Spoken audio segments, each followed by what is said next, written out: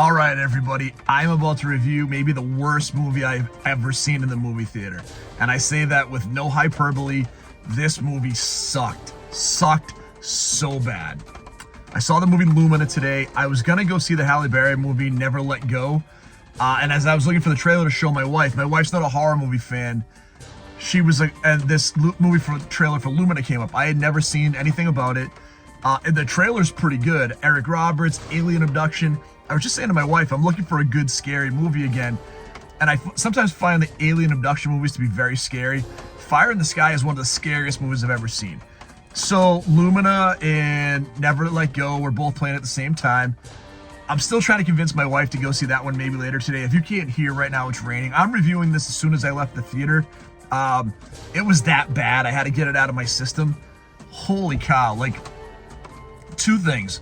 Whoever made the movie poster for this movie, kudos to you, because you did a great job of making a piece of trash looks good and scary and entertaining.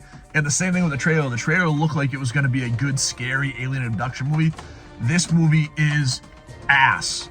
Like ass from beginning to end. There's not any good redeeming parts of this movie. The acting was laughable. The special effects are horrible. And I should have known, like, the first big special effects scene we get, and I'm giving you spoilers all over this movie. I don't care. You're not going to see it in the theater, and if you do, shame on you, because it's trash. The special effect, the first thing you get with this alien abduction, where this girl Tatiana gets sucked out of this pool, is all the liquids in the house also get sucked out of the cup by the aliens, and it is horrible. I mean, we're talking about like Microsoft Paint from 20 years ago levels of bad special effects. And I understand this is an indie movie and it had no budget, but dude, then don't put it in the movie theater. Like, this movie did not belong in the movie theater.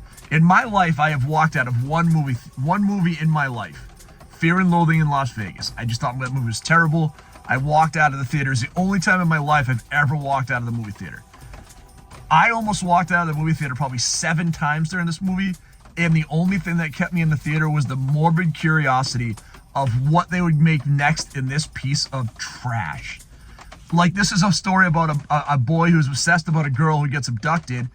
Her friend, so there's the friend Patricia who lives with him. There's his previous love interest, Delilah, who is jealous of Tatiana. And then there's Alex. Alex is maybe the worst main character I have ever seen in a movie. Now, the thing is, when I left the theater, I wasn't mad. I'm still not mad. Because here's the thing. I don't think this movie is like The Room or Birdemic, where it's just ineptitude that made the movie bad. And I don't think this movie is like Winnie the Pooh, Blood and Honey, where it makes me mad because you're taking intellectual property and making it terrible to exploit to make money.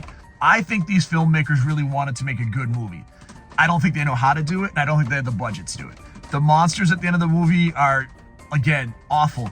Like PS2 level graphics, and they're like A Quiet Place monsters. They look exactly like the monsters from A Quiet Place, or a Demogorgon, or any of the Xenomorph knockoff clones. They're terrible.